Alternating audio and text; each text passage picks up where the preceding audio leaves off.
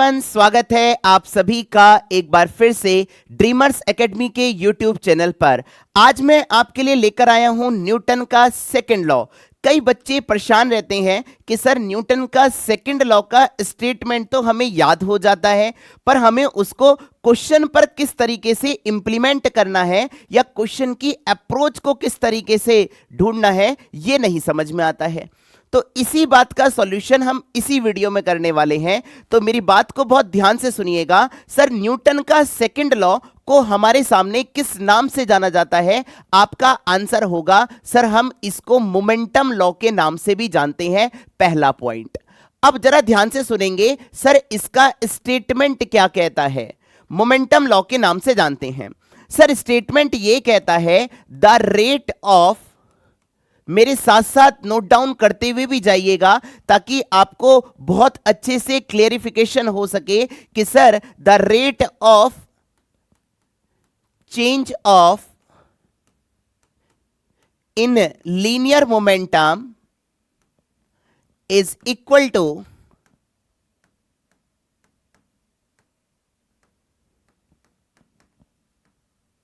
Applied force is in same direction. बोलो बात clear, yes और नो? अगर मैं आपसे कहता हूं कि सर मोमेंटम का सेकंड लॉ हमारे सामने क्या कहता है, वंस अगेन दोबारा रिपीट करेंगे। क्या कह रहा है? The rate of change in linear momentum हमारे सामने किसके बराबर होता है बच्चे? बोलिए, अप्लाइड फोर्स के बराबर होता है। सर अप्लाइड फोर्स को हम किस तरीके से, इसको हम मैथमेटिकल एक्सप्रेशन में किस तरीके से लिखेंगे? F बराबर क्या होता है? dp बाय dt के बराबर होता है। क्या मेरी बात सभी लोगों को समझ में आई, यस और नो? अब हमारे सामने, अब दोबारा पढ़िए, रेट का मतलब क्या होता है? टाइम से डिवाइड कर देना। Change in linear momentum, change DP का मतलब क्या है यहां पर? बोलिए फटाफट से। डीपी का मतलब है यहां पर चेंज इन लीनियर मोमेंटम। बोलो बात क्लियर, यस और नो? अगर मैं चेंज इन लीनियर मोमेंटम की बात करता हूं तो सबसे पहले आपको लीनियर मोमेंटम ये टर्म पता होना चाहिए।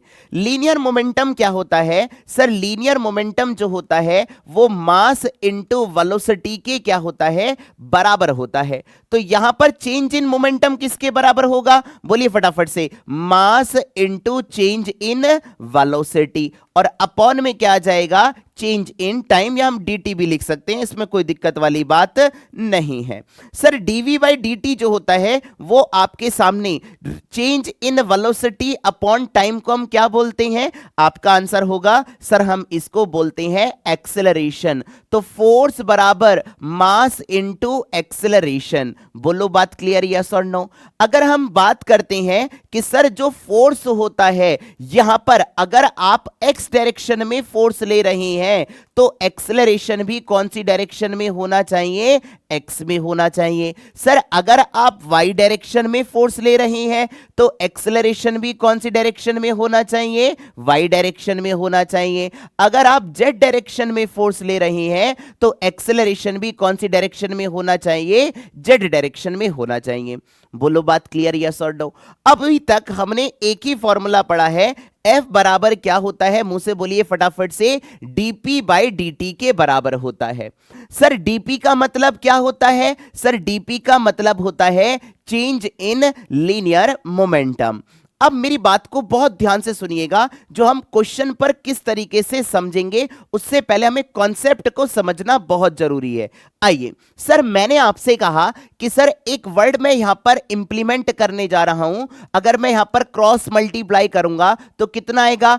F इंटू dt किसके बराबर आ जाएगा? मुझसे बोलिएगा फटाफट से। आप बोलेंगे सर ये dp के बराबर आ जाएगा। F इंटू dt क्या होता है? सर इसी को हम किस नाम से जानते हैं? इंपल्स के नाम से जानते हैं। मुझसे बोलिए किस नाम से जानते हैं भैया? इंपल्स के नाम से जानते हैं।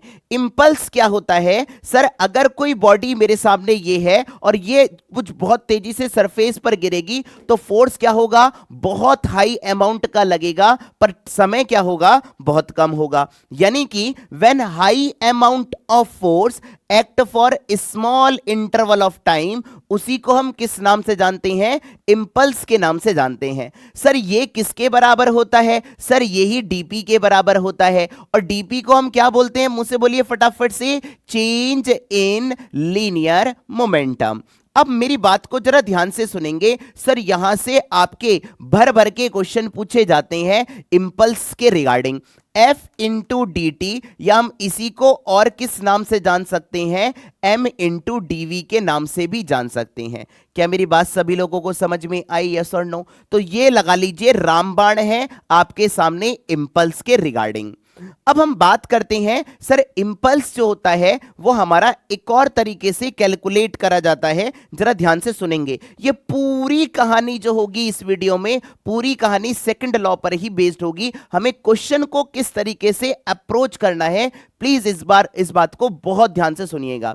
सर हमारे सामने इंपल्स निकालने का एक और तरीका होता है। अगर एफ और टाइम के बीच में हमें ग्राफ दे रखा है, तो उस ग्राफ का जो एरिया होता है उसी को हम किस नाम से जानते हैं, उसी को हम किस नाम से जानते हैं, इंपल्स के नाम से भी जानते हैं। क्या मेरी बात सभी लोगों को समझ में आई, यस और नो? सर हमारे सामने एनसीईआरटी में अगर आप 11th के छात्र हैं या एनडीए के एग्जामिनेशन की तैयारी कर रहे हैं, तो इंपल्स जो होता है वो आपके लिए बहुत इंपॉर्टेंट टर्मिनोलॉजी होती है। सर हमारे सामने यहां पर मैं दो एग्जाम्पल नंबर 4.5 है और इसमें मैं आपको करने जा रहा हूं, बहुत ध्यान से सुनिएगा। सर ये है मेरे सामने एक रिजिड वॉल है। क्या है भैया, ये मेरे सामने एक रिजिड वॉल। बोलो बात क्लियर, यस और नो? मतलब क्या है सर, यहां पर मैं इंपल्स कैलकुलेट करने जा रहा हूं, बहुत ध्यान से सुनिएगा। सर यहां पर मेरे सामने एक बॉल है और ये बॉल क्या कर रही है, ये इस रिजिड बॉल पर ऐसे करके टकरा रही है सामने की तरफ। मतलब ये बॉल जो है कितनी वेलोसिटी से टकरा रही है, मैं मान लेता हूं इसका मास m है और इसकी वेलोसिटी कितनी है, u है। तो हमारे सामने मोमेंटम कितना हो जाएगा, आपका आंसर क्या होगा सर, मास इंटू वेलोसिटी।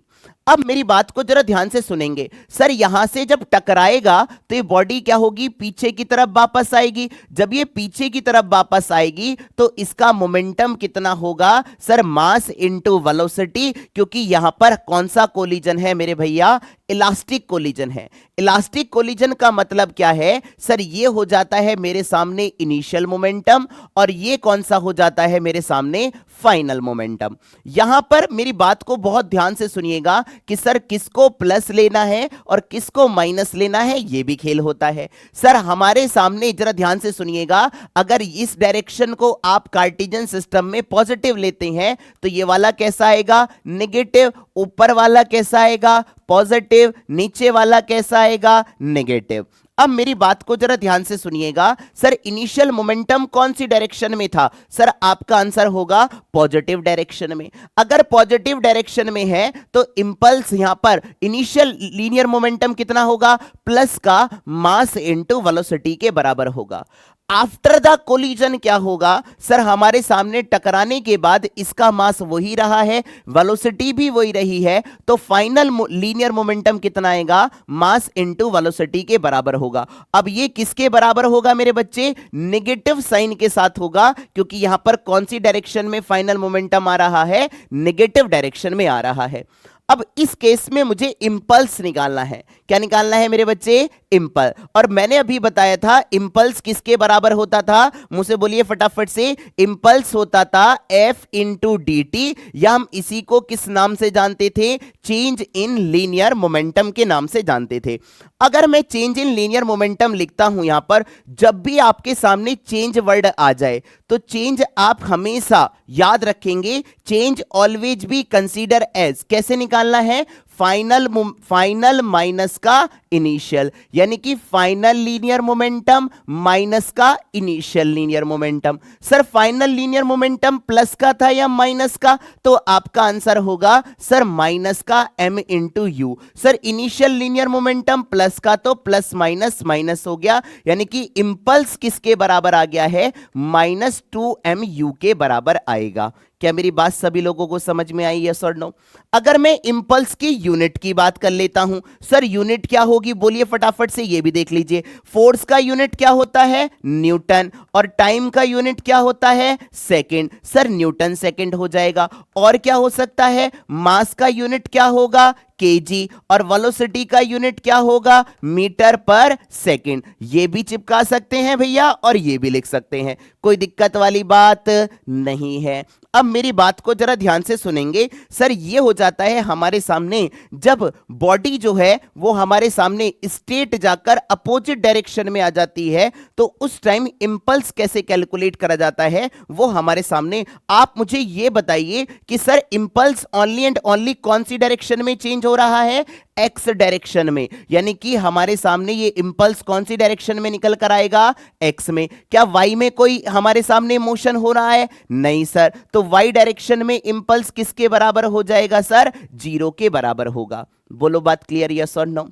अगर मैं यहीं पर अगले पॉइंट की बात करता हूं कि सर अगेन सेम कहानी कि सर ये है मेरे सामने एक रिजिड बॉल और ये हो जाएगा मेरे सामने कार्टेशियन सिस्टम, ये हो जाएगा पॉजिटिव साइन, सर ये हो जाएगा नेगेटिव साइन। ऊपर वाला क्या होता है? मुंह से बोलते चलिए, पॉजिटिव, और नीचे वाला क्या होता है? नेगेटिव। क्लियर है भैया? अगर मैं आपसे बात करता हूं सर मुझे निकालना है इंपल्स, अगर इस केस में इंपल्स को किस तरीके से कैलकुलेट करा जाएगा? सर ये है मेरे सामने एक बॉल है और बॉल जो है वो ऐसे करके टकरा रही है, बहुत ध्यान से सुनिएगा, ऐसे करके टकराई। मान लो बॉल का मास कितना है? m, और वेलोसिटी है इसकी u, तो इनिशियल मोमेंटम कितना आ जाएगा? आप बोलेंगे सर मास इनटू वेलोसिटी के बराबर आएगा। बोलो बात क्लियर, यस और नो? अगर मैं यहां पर बात करता हूं कि सर हमारे सामने टकराने के बाद ये बॉडी क्या आएगी? ऊपर की तरफ आएगी, कुछ इस तरीके से। क्लियर है? और इसका जो हमारे सामने फाइनल मोमेंटम आएगा वो हमारे सामने मास वही है और इलास्टिक कोलिजन है, तो फाइनल मोमेंटम भी कितना आएगा? m इंटू यू के बराबर आएगा। बोलो बात क्लियर, यस और नो? अब मेरे को निकालना क्या है सर? मुझे निकालना है इंपल्स। चाहे आप नीचे से ऊपर जाइएगा, चाहे ऊपर से नीचे आइएगा, कोई दिक्कत वाली बात नहीं है। अब मेरी बात को जरा ध्यान से सुनिए। सर मान लेता हूं ये एंगल कितना है आपके सामने? थीटा, और ये भी एंगल आपके सामने कितना है? थीटा। तो यहां पर होगा क्या? कहानी क्या होगी? सर आपको एक वेक्टर का रिजोल्यूशन करना चाहिए, आना चाहिए। अगर नहीं आता है तो जरा ध्यान से सुनेंगे। सर किसी भी वेक्टर का रिजोल्यूशन कुछ इस तरीके से करा जाता है, एक्स और वाई कंपोनेंट में अगर यहां पर एंगल थीटा है तो उसके करस्पॉन्डिंग क्या आता है आपके सामने? Cos theta. और परपेंडिकुलर वाले कंपोनेंट पर क्या आता है आपके सामने? साइन थीटा निकल कर आता है। बोलो बात क्लियर, यस और नो? अगर मैं आपसे बात करता हूं सर यहां पर इनिशियल लीनियर मोमेंटम का मुझे क्या करना है? मुझे यहां पर इसको क्या करना है? ब्रेक डाउन करना है। कैसे करेंगे? सर यहां पर आएगा initial momentum mass into velocity. अच्छा, अब ये जब सेंटर की तरफ है तो इसके जो हमारे सामने कंपोनेंट आएंगे एक्स और वाई वाले, वो भी क्या होंगे? सेंटर की तरफ ही निकलते हुए नजर आएंगे। सर हमारे सामने यहां पर क्या होगा? मुझसे बोलिए फटाफट से। m into you cos theta. Sir ये वाला कंपोनेंट क्या होगा? एम यू साइन थीटा के बराबर। किसी को कोई दिक्कत क्या मेरे भाई? अब जरा ध्यान से सुनेंगे। सर हमारे सामने ये कौन सा मोमेंटम आया है? इनिशियल वाला। और ये भी कौन सा मोमेंटम है सर? इनिशियल वाला। सर ये प्लस का होगा या माइनस का? आप मुझे बताइए। एम यू कॉस थीटा कौन सी डायरेक्शन में है? आपका आंसर होगा सर ये तो पॉजिटिव डायरेक्शन में है। एम यू साइन थीटा किस तरफ है? सर ये भी पॉजिटिव डायरेक्शन में है। अब मैं फाइनल मोमेंटम के यहां पर रिजोल्यूशन करने जा रहा हूं। अब जरा ध्यान से सुनिएगा। सर अगर मैं फाइनल मोमेंटम का ये वाला कंपोनेंट कौन सा आएगा फाइनल वाले का? पहले अच्छा एक्स वाला बनाते। एक्स वाला कौन सा आएगा? ये हमारे सामने एम यू कॉस थीटा के बराबर। सर ये हमारे सामने वाई डायरेक्शन में कौन सा कंपोनेंट आएगा? एम यू साइन थीटा के बराबर। सर ये फाइनल वाला है या इनिशियल वाला? आपका आंसर होगा सर ये है हमारे सामने फाइनल मोमेंटम।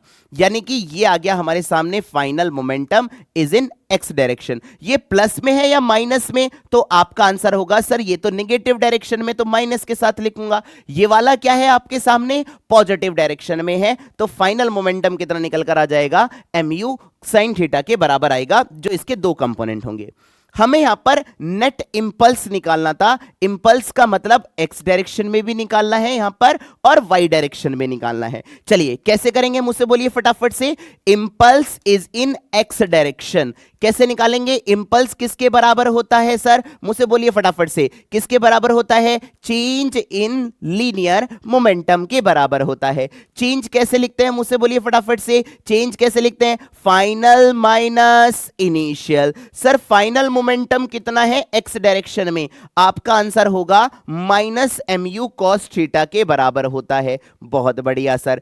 इनिशियल मोमेंटम किसके बराबर है सर? इनिशियल मोमेंटम हमारे सामने plus mu, plus minus minus ही रहेगा, तो यहां पर mu cos थीटा के बराबर। यानी कि इंपल्स जो आएगा आपके सामने एक्स डायरेक्शन में कितना निकल कर आएगा? आपका आंसर होगा माइनस 2mu cos थीटा के बराबर आएगा।